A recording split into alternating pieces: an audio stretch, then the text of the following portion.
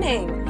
I would like to invite you, if you are in the Minnesota area or Wisconsin or just around the area, I would like to invite you. If you are a woman, we are having our first ever Covenant Women's Conference in Champlin, Minnesota. And it is going to be a one-day event, October 12th, from 9 a.m. to 4 p.m. And it is going to be powerful. It is a one-day session. We will be providing lunch. It's for ladies 18 years and older. No childcare is provided, but we will be having lunch there. There's going to be 3 powerful sessions, worship, prayer, ministry, and it is going to be an amazing time. We have 3 groups of speakers. Shelly Fix from the Champlin area, Beverly Champagne, she is from Wisconsin, and then Pastor Maggie, Pastor Kelly, and myself, we will be speakers also. So it is going to be a fabulous day event. So if you are a woman in the area, October 12th, you do not want to miss this in Champlin, Minnesota. If you would like to find out more information, see videos on it, etc., you can either go to our Facebook page, Love of God Family Church, or check out our website, loveofgodfamilychurch.com. So let's open to Numbers 13 and verse 1. When God puts something in your heart or assigns something to your life, you say yes to that. And you not only say yes to all that the blessing that contains when you fulfill and walk it out, but you're also saying yes to every challenge, every opposition, and every strategy the devil's going to throw at you against that plan, because he doesn't want that plan to prevail at all. So when you get something in your heart, we just have to settle it that when you say yes to God, the devil isn't going to congratulate you. He's going to oppose you. He's going to fight tooth and nail to stop you. So just know that you're going to face opposition. But the yes to God's plan is enough to get you past every opposition you face. I think of it like a tax that you pay. So when you buy something, there's a little bit of tax, but the thing that you get, the money that you spend, whatever you put into it, the money that you make, etc., is always more and greater than the tax that you pay. And we can't be shy and be afraid from the calling of God because of that opposition, or because of the hard things, or because of what the devil's going to throw at us. We have to get the perspective and think like God when you face that opposition. And it matters how you think when you face that opposition, because how you think and the perspective you're coming from is going to be your advantage or your downfall. And when you see like God sees it and you address it like God would address it, you have to think right. Complaining is wrong thinking. We can't be complaining. And those inside words, those inside complaints, those inside negativities, those count. God looks at our heart. And feeling bad for yourself is wrong thinking. Thinking, how come this has to happen to me, is wrong thinking. I know we've all done that. I've done that. I'm raising my hand. I've done it too. It's wrong thinking. And wrong thinking will hinder the fullness of the plan coming to pass. And it'll make it linger and last longer than you planned. Because when you complain, you remain. Just think about the Israelites. That trip that they made should have been 12 days long, but it lasted 40 years because they complained. They had to wait 40 years for everybody, all the complainers, to die off for them to get into their promised land because they were complaining. Thinking right makes us rejoice at the opportunity to exercise our faith and eat the fruit of our obedience. So when that hard thing comes, we're like, oh yeah, we've been training for this. We're ready for this. Bring it on. I get to use my faith in this. I get to trust God. This is going to be great. Thank God. That must mean I'm on the right path.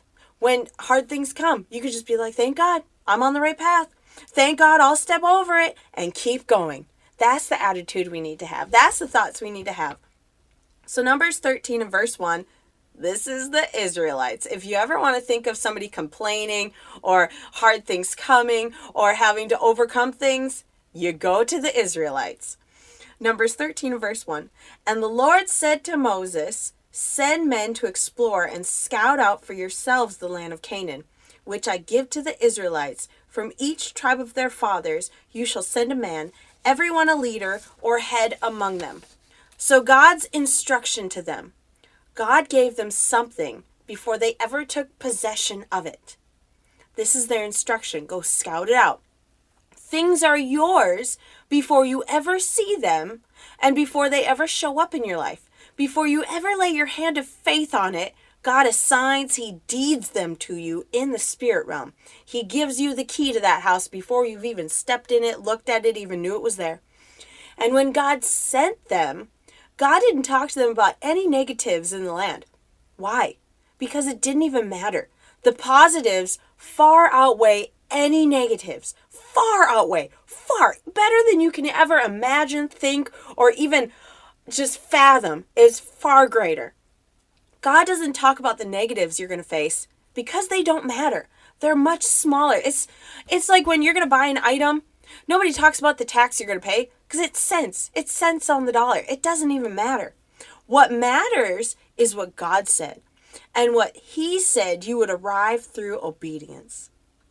God talks about His will. He doesn't talk about what the devil's doing because He's a faith God. He's not talking about opposition, not because He knows there's opposition, but it's just not worth talking about.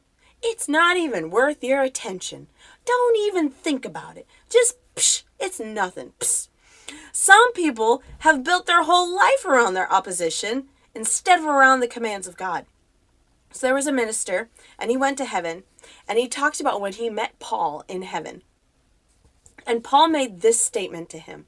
He said, when you go back to earth, remind God's people that hardships and difficulties are for a moment. He said God's people have made them a lifetime, but they're only for a moment. Because he said this light affliction, which is but for a moment. And he said, tell people to turn their lifetimes back into moments. The lifetime of opposition is not supposed to be their life. It's a moment of opposition. That hard thing will pass, but you have to think like it's just a moment. If you're expecting it to linger, expecting it to be a lifetime, it will be. You have to think right. You can't just take on the attitudes and the mindset of the home you were raised in, or the regions you lived in, or, well, my daddy dealt with that, so I deal with it too. Oh, it's in my family line. I can't help it. They dealt with hardships, so I deal with this. Or they dealt with that for a long time, or all my friends dealt with this for a long time. That's why God offers us His word, so we can take on His mindset, His way of thinking. That's what a renewed mind is. It's thinking like God thinks. It's seeing them as God sees them. And so God gave them the land, the promise, the freedom. He said, I have given you this. So what He gave it, it's theirs now. That was God's part to give it. Now their part was to take hold and take possession of what was made theirs. That's our part. We have a part to play. And a lot of times we're waiting for God to do His part. He already did His part. He's waiting for us to do our part. When the 12 spies returned from searching the land, we see two trains of thoughts. One was faith and one was doubt. One was faith and one was fear. One was what God said and one was what they saw. Only their physical. Only what they could see and touch and think and feel. Well, it just feels so hard. It just seems so wrong. That's all feelings, and those all change. So now let's go to Numbers 13 and verse 30. Numbers 13 and verse 30. So they went to spy out the land. So now they're coming back with the report. So let's see their two different trains of thoughts here. Verse 30. Caleb quieted the people before Moses and said, let us go up at once and possess it. We are well able to conquer it. They were well able. We see right thinking. They had gone out to spy the land, and then Caleb said, let us go up at once. In other words, don't give yourself time to think about this. Don't give yourself time to measure and calculate and strategize out of your own thinking. The quicker you obey God, the less you have to fight things in your mind. Because the longer you delay, the more opportunity and time you give the devil to harass your mind about that obedience. Don't give him an inch. Don't give him a second. Don't give him a millisecond.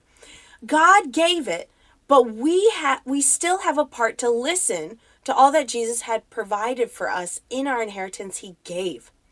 We have to still do the obedience part. We have our part to possess it, to bring it into the experience of our life. That's our part. They still had to go up and possess the land God gave them. If we are willing, he didn't even mention anything about the giants. He didn't mention anything about opposition. He didn't mention how they were not even trained in battle. God's people, they were trained in slavery. He didn't mention that they weren't qualified to do all that he talked about. About all that was talked about was what God gave them as theirs. That's the only thing God talked about, was what he gave them, because he was going to do all the equipping they needed to get in. Verse 31. But, this is the other train of thought, but his fellow scouts said, we are not able to go up against the people of Canaan, for they are stronger than we are. This is like two different views of what was spied out. Caleb and Joshua didn't even mention any of this because it doesn't matter.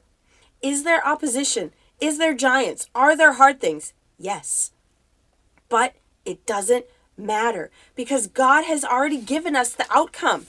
If we will trust him, he will lead us through any hardship, any opposition, any giants, any land, any walls in our way. He will get us to that other side, but we have to trust him and take the steps he says to take.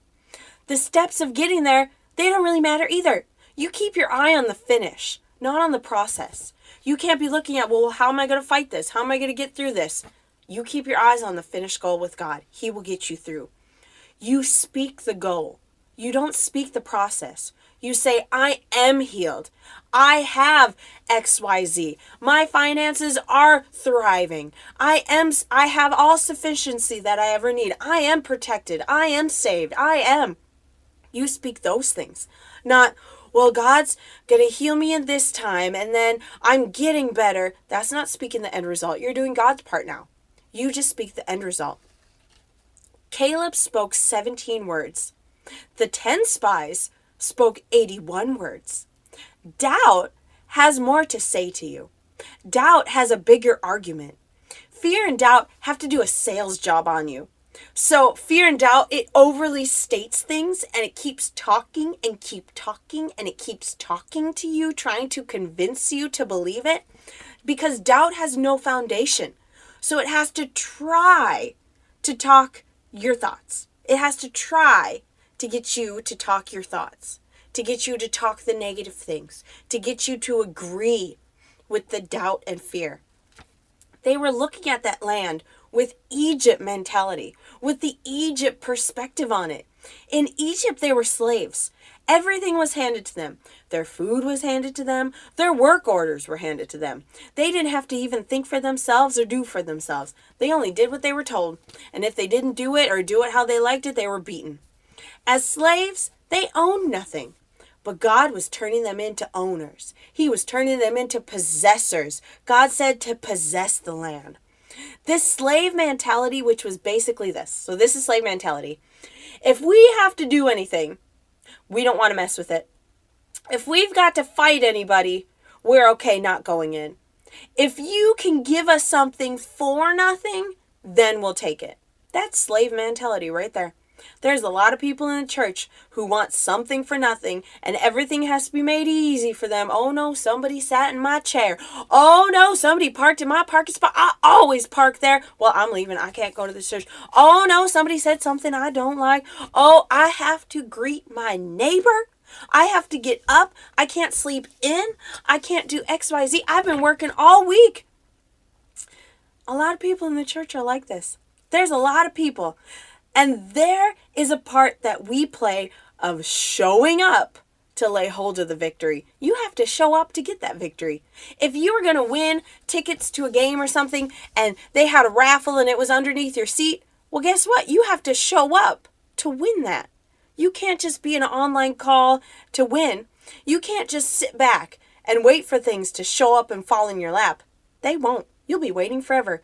You have to, on purpose, see what God's made yours and step up. Step over every obstacle, every hindrance, every difficulty, and just chew them up as you go. That's the mentality we have to have. That if God brought me to it, he'll get me through it. Now let's go to Numbers 14 and verse 7. So they cried all night. These giants, they're bigger than us. We're giants in their sight. Blah, blah, blah. Boo-hoo. Numbers 14 verse 7. And they said to all the company of Israelites, the land through which we pass as scouts is an exceedingly good land. This is Caleb talking here. Meaning this exceeds everything you've ever seen. This is better than you could ever imagine. Verse 8. If the Lord delights in us, then he will bring us into this land and give it to us, a land flowing with milk and honey. Verse 9. Only do not rebel against the Lord, neither fear the people of the land, for they are bread for us. Their defense and the shadow of protection is removed from over them. But the Lord is with us. Fear them not.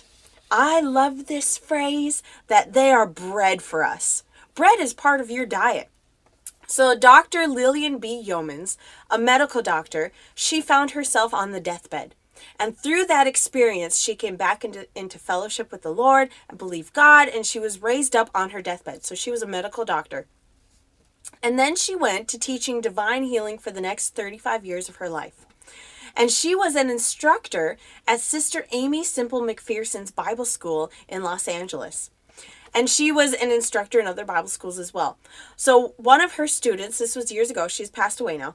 One of her students, knowing that she was a medical doctor, said to her, "Is there any diet that you especially believe in?" And she said, "Yes, there is. I believe in a diet of giants. Just devour each one that comes your way and become spiritually stalwart."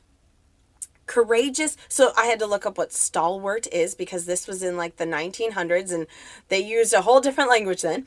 So stalwart means courageous and dependable, physically strong.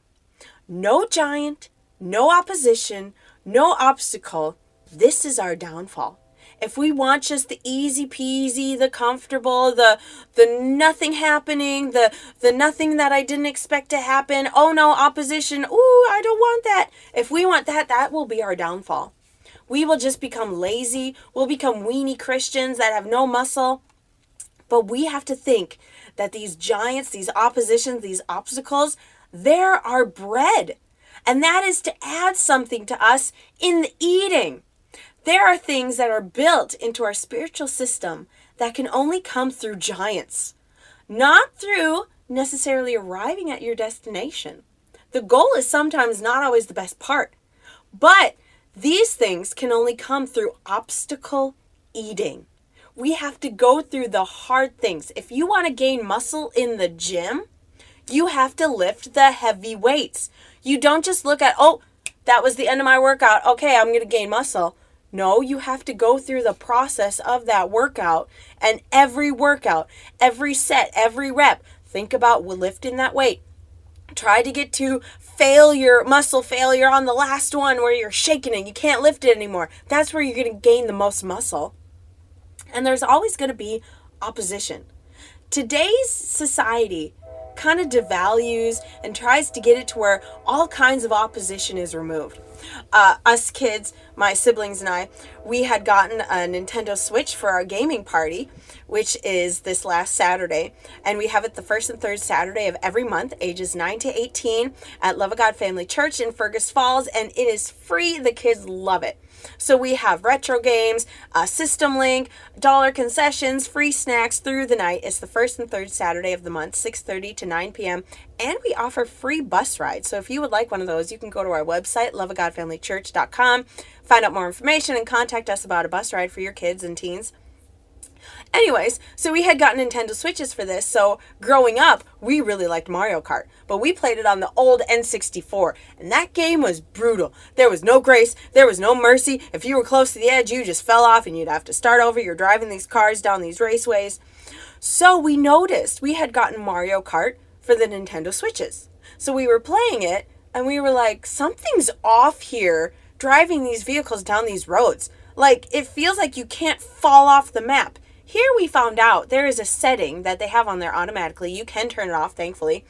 That is like bumpers. They nerfed the game. so you can't really fall off. So our dad will be playing with us, and he is not a night person, so it'll be later at night, and he'll be playing this video game with us, and he'll fall asleep, but he's still holding that go button, and he'll do pretty good because the game is nerfed. We leave the bumpers on for him. The game is nerfed. So he gets to the end and he wakes up, he's like, oh, did I finish? We're like, wow, Dad, you did really good. That's how society likes life now. These kids are used to things being nerfed, to safe rooms, to participation awards. But we have to realize there's always going to be opposition. There's going to be obstacles. And the more that we see those and have knowledge of how to get past those, the more we can flourish. Because we face obstacles, we get stronger, and then we win. I bet the kids growing up on that N64, playing those Mario Kart games and all that, are probably better skilled than the kids nowadays that have played all the Nerf games. And eating no giants, having no obstacles, having no hard things, that is our downfall. The word says they're our bread. We have to renew our minds when opposition shows up. Instead of thinking, oh no, I don't like this is hard, we think, you're my bread. You're not my fearful place. You're not my doubting place. You're not the place that I stumble. You're not the place that I quit. You're the place I eat. That's how we have to think about these things. We have to think about, I like this. This is good for me. This is called the renewed mind. Because in the natural, the flesh and emotions in the mind, they see it differently. But the renewed mind sees it as God sees it. And God says giants are bread and nutrition for us. If you look at people who are addicted to going to the gym, they call them gym rats. Why? Because they know. They know what it's like going in there. They know that every time you squeeze a muscle, it releases endorphins into your whole body. They feel good doing it. They've seen the outcome of doing it. They like how their body looks. They like how their body feels. They like their mental health because of it. That's how we should get with these giants. Be like, ooh, a new opposition showed up. This is going to be good. This is going to be good. Anything you're being opposed with, any obstacle that's in front of you, learn to say, you're my bread. I'm getting fat on you. Think of it like protein. I'm going to eat you and I'm going to gain muscle from you. For you giants, for anything that tries to get in your way of taking hold of what God has made yours, is your bread. Anything that's hard, anything that's annoying, anything that's in your way. It could be a financial opposition. It could be something on the job. It could be that annoying person at work.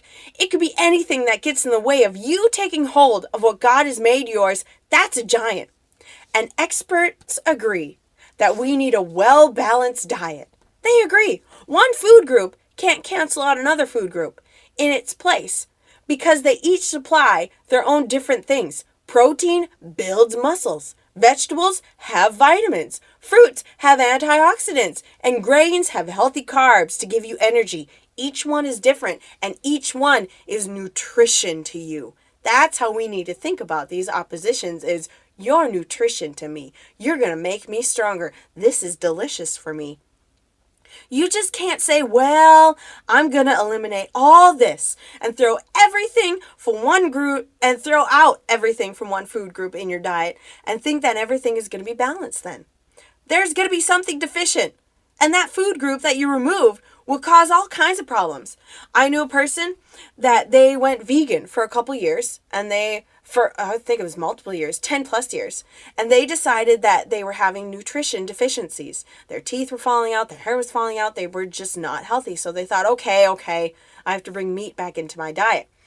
But they said when they started bringing that meat back into their diet, their body was not used to that goodness of protein. Meat is good. I like meat. Their body was not used to that goodness of protein that they said their intestines hurt, their stomach hurt. Their body had to get used to eating that food again. But it did. There was one lady that was talking about a particular kind of diet. And she said after a year, all her teeth were loose. Her health was beginning to fail. So she went on another diet. And that she had other problems because she went on another diet that had eliminated food groups. And she just had problem after problem. Now, I'm not saying you can't cut out junk food. That is not a food group. That is not nutritious. That does not help your body. I cut out sugar and flour from my diet and I have not regretted it one day. But that is not a food group. I still eat healthy grains. I still eat my fruits and veggies. I still eat good protein. You have to get all of those things in your body. But she was eliminating something that her physical body needs. She needed those things. If we quit, but we sidestep every opposition, we're eliminating something from that our spiritual life needs. Your faith needs to grow off of these oppositions. If you never lift the heavy weights, you're never going to gain the muscle. And God is not sending the giants. God's not sending the obstacles because you need something. He just knows that if you'll think about him and eat up those obstacles, they will build you instead of destroying you. They will propel you forward instead of stomping you and stopping you from moving forward. If we let ourselves go, naturally speaking, if we would, you could probably eat a whole loaf of bread, especially if that loaf of bread is in the form of a donut. A little bit of sugar on that, a little bit of sweet on that. It's easy. You take a loaf of bread, stick of butter, you could probably eat that whole thing. And if it's hot, ooh, that's easy to eat if you were just to let yourself go. So there was a pastor, and him and another minister, they had to drive by a Krispy Kreme every night to get them back to their hotel. And he said every night that hot sign was on. So they would pull in, they would go through the drive-thru, order 24 donuts. And he said he would take a box and the other minister would take a box.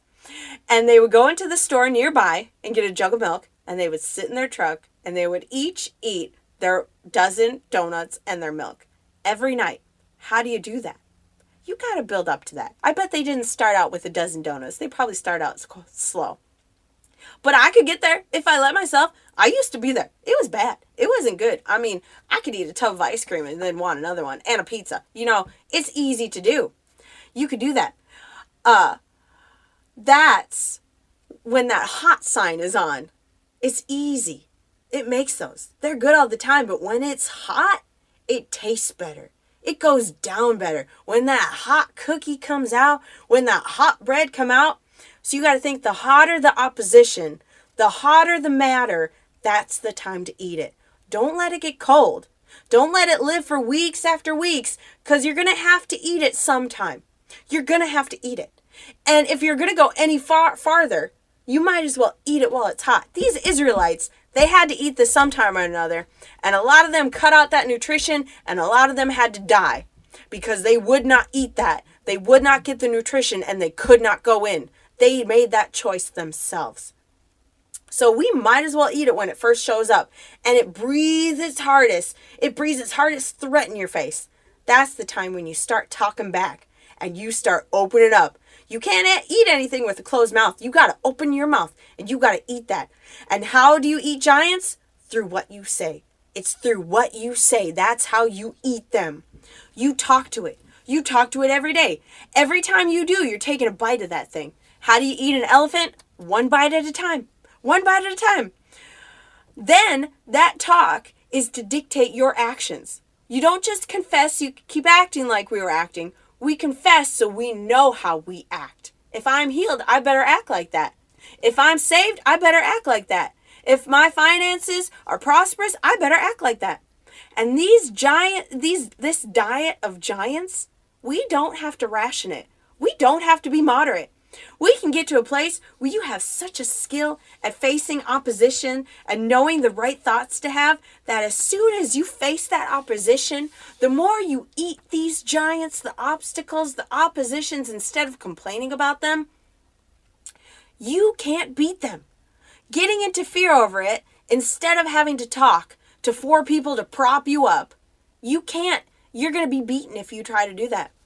Opposition eaten brings mastery. Have you ever seen those people who do the food challenges?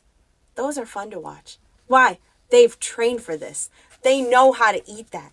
They know. They've become masterful in the face of opposition, and we can too.